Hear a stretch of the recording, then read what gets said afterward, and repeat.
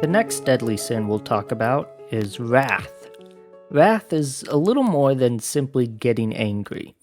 Anger becomes wrath when it either grows to the point where you are no longer able to rationalize or control your actions, or when the disdain you have for someone or something is always at the front of your mind no matter what's going on, preventing you from being able to focus on or enjoy anything else. To serve as an example of this, let's begin by looking at the Queen of Hearts from Alice in Wonderland. She is constantly calling for the beheading of anyone who even slightly upsets her, but her problems run much deeper than that. She proclaims that all ways are her ways. Everyone must do exactly as she tells them to simply because she's the queen and she wants them to. We also see that as soon as she has to deal with someone more powerful than herself, which is the case when Alice grows to a giant size inside the courtroom, that she immediately shrinks away.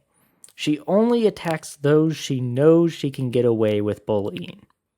She is also proud of her ability to fly off the handle at people, as seen by her surrounding herself with people who actually cheer for her when she screams at others, and in the trial of Alice, tells the rabbit with a giddy expression on her face to hurry up and get to the part where she loses her temper. She isn't really mad at anyone or anything in particular throughout the movie. She simply enjoys losing her temper, screaming at others, and calling for them to lose their heads. Her identity is wrapped up in her ability to make a big deal out of the smallest things. The other example I'd like to use for this is Captain James Hook from Peter Pan. Now, Hook has a perfectly valid reason to be upset. A small boy cut off his hand as a childish prank and gave it to a crocodile that now follows Hook everywhere he goes, hoping to eat the rest of him. That's not exactly a pleasant life, and it leads to Hook vowing to get back at Peter someday. However, look at what that vow does to him.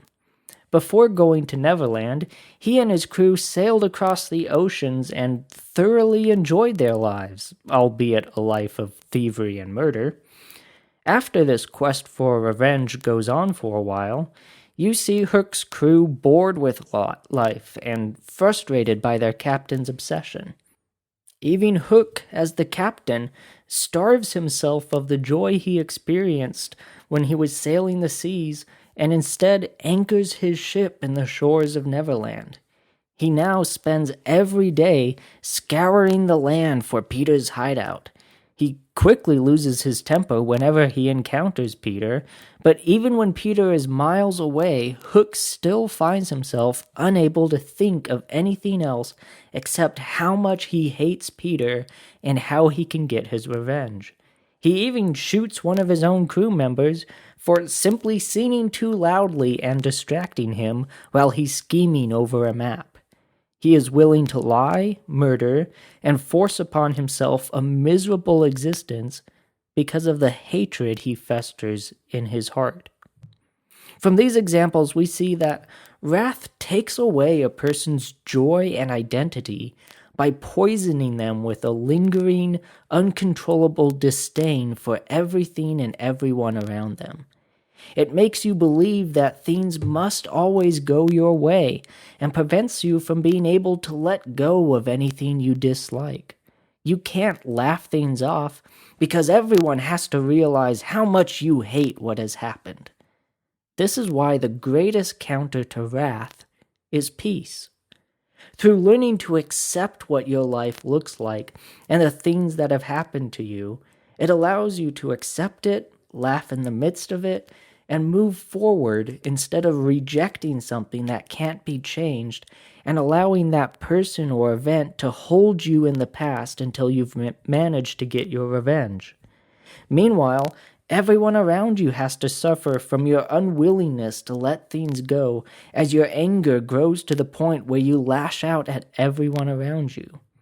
The most dangerous place to be with wrath is around people who not only allow you to lose yourself in anger, but sometimes even support and encourage it. Although it may feel nice to have the worst parts of you accepted by others in such a way, all it does is harm you in the long run, as your wrath saps away the joy and peace that could instead be filling your life. If you're interested in talking to me more about this subject, or if you have a question you'd like to ask me, I encourage you to contact me either through this program's Facebook page or by emailing me at sermoninthepocket@gmail.com. For those of you who are interested in helping me cover the cost of this program, the best way to do that is to pledge a monthly support on Patreon. And I encourage all of you to share this program with family and friends and on social media to help spread the message. As always, thank you for taking the time to listen, and I pray that you have a wonderful day.